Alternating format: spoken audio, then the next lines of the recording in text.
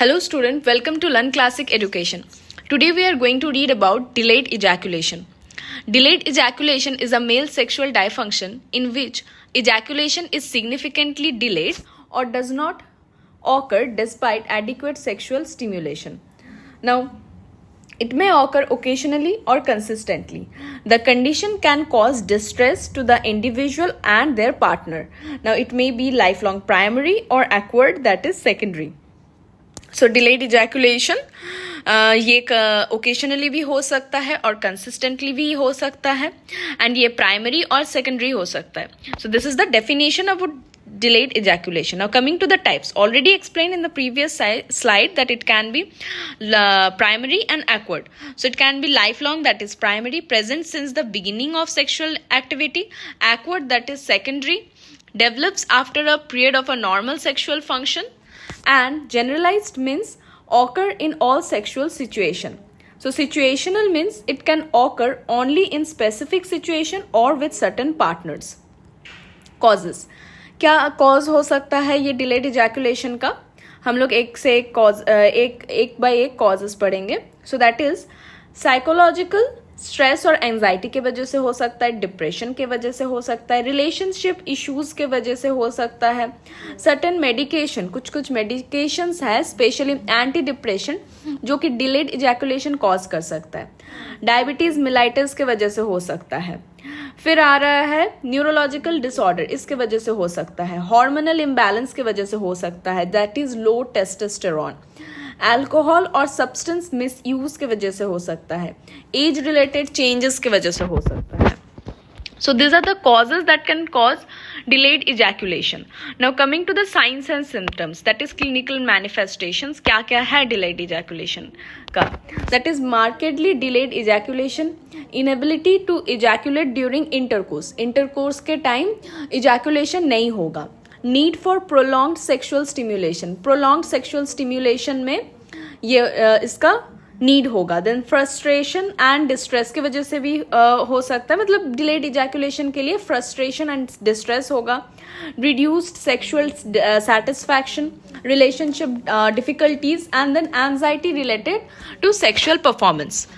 Coming to the complication, complication में क्या क्या होगा अगर सही तरीके से ट्रीटमेंट नहीं किया गया या फिर सही टाइम में ट्रीटमेंट नहीं किया गया, तो ये सब कॉम्प्लिकेशंस हो सकता है, जैसे sexual dissatisfaction, relationship conflicts, then psychological stress, then reduced self-esteem, infertility, anxiety and depression. So ये सब है complications of delayed ejaculation.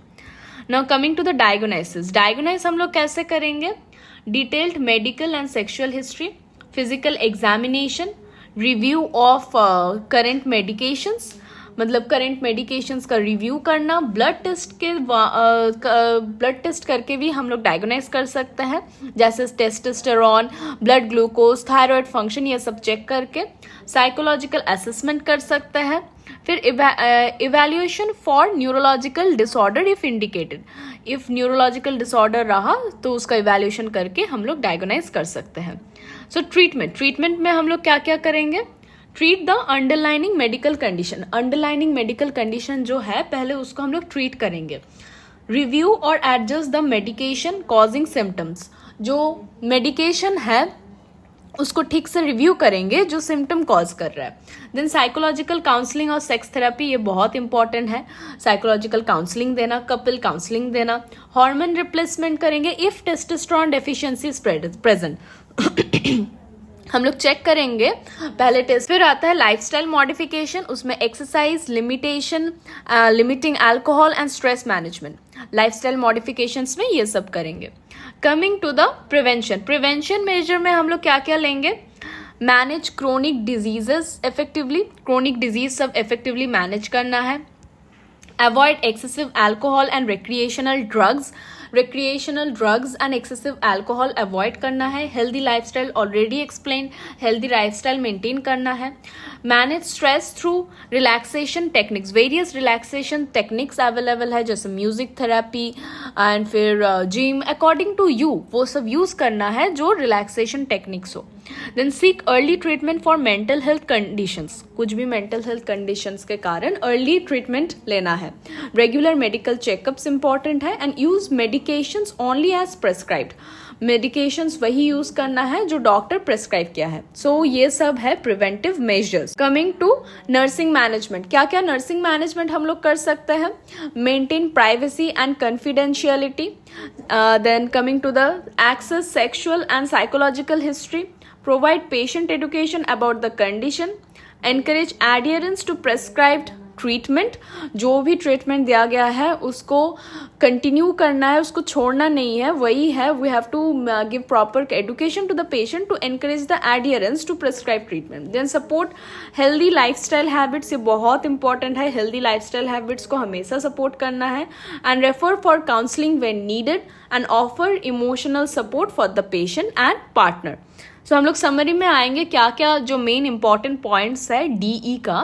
DE is a male sexual dysfunction, वो इंपॉर्टेंट है and it is characterised by persistence, difficulty और inability to ejaculate. So it may be, हम लोग पढ़े हैं, it may have psychological, neurological, hormonal और medication related causes. So ये सब के कारण ये हो सकता है, मतलब ये सब ये इसमें है. देन डायग्नोसिस कैसे करेंगे? It involves medical, sexual, psychological assessment. Then treatment depends on the underlining causes, किसके वजह से ये हुआ है उसको देख के ट्रीटमेंट दिया जाएगा. Then may include counselling, medication adjustment and lifestyle changes. Lifestyle changes बहुत इंपॉर्टेंट है and nurses play a important role in patient education, emotion support and promoting treatment adherence. So this all are included in delayed ejaculation. Thank you friends.